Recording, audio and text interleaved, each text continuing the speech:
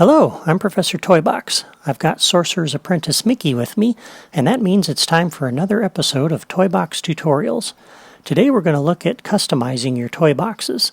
There's a lot of things that you can customize, maybe even some things you didn't know you could change, so I want to show you all the things you can do to make your toy box look the way you want.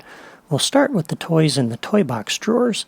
In our first episode, I showed you how to edit the toys in your toy box. As you may recall, you can use the magic wand or spark mode to select an object and access the build menu. And for the Wii U, the customization options on the top and accessed by X, and that gets us into this menu. The toy box menus use the term theme or style. In my videos, I've used the word texture to refer to that. I'll try to use the terms you see on the menu, but if you hear me use any of those terms, theme, style, or texture, it means the same thing.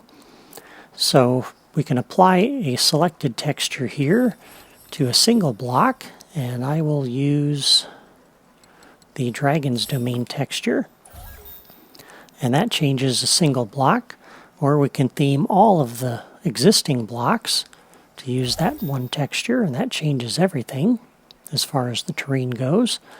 One thing about that, though, is it does not apply to new blocks. So if we wanted to drop a new block down, you're going to see it uses the old texture here.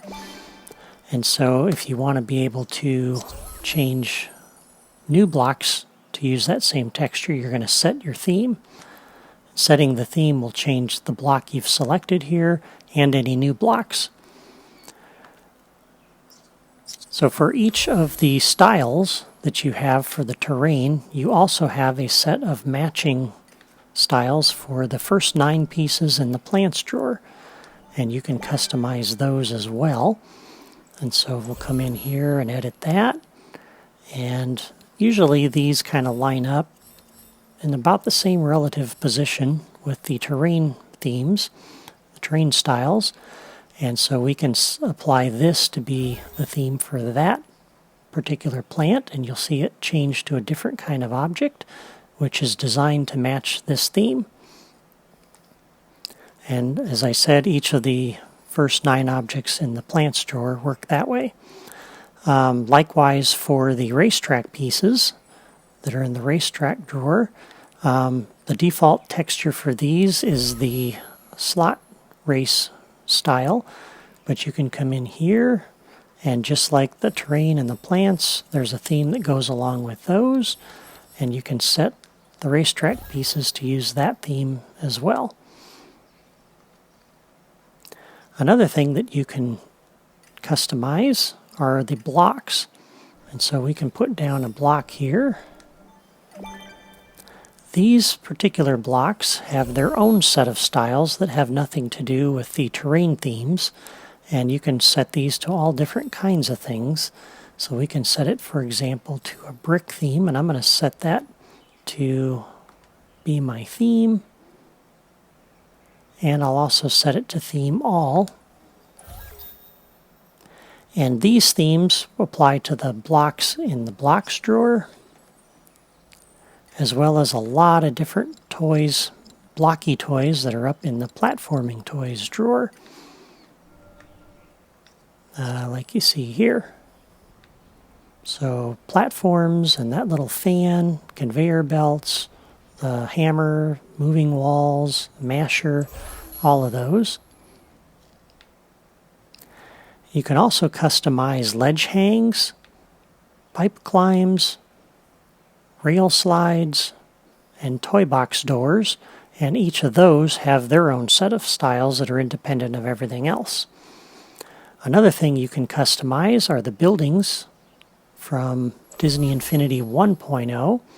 So you'll see here we have the Colby Rooming House.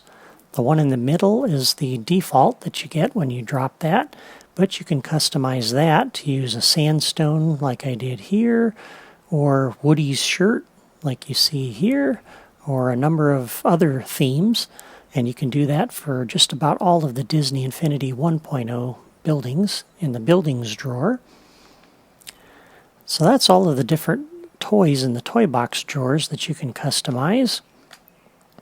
Another thing that you can customize is the skybox. And so if we come down here to the Instant Fun drawer, we have a sky changer. And we can come out over here, and you can interact with it by pressing the button, and that will change the sky. And you can press this and press this and press this.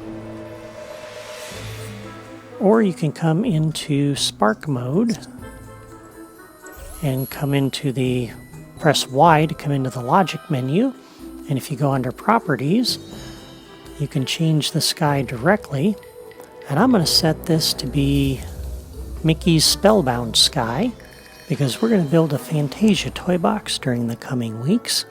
I thought it'd be fun to build something as we go instead of doing a bunch of standalone episodes. And so we'll go ahead and do that. And we'll start with this sky and these textures.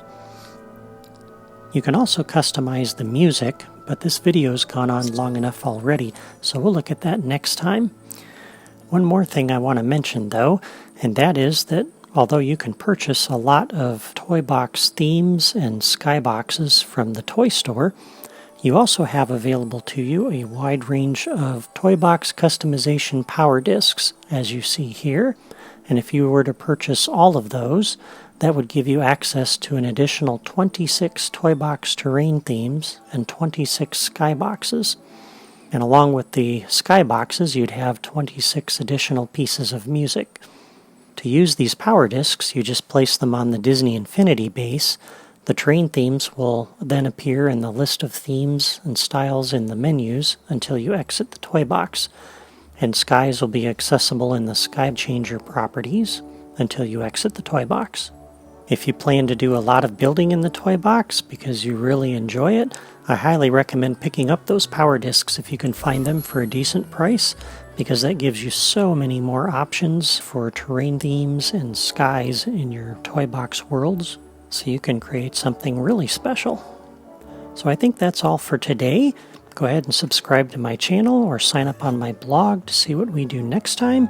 You can find build tips and logic diagrams on my blog for the different toy boxes and challenges that we make. And for now, Mickey and I are signing off from our future Fantasia toy box, and we'll see you next time.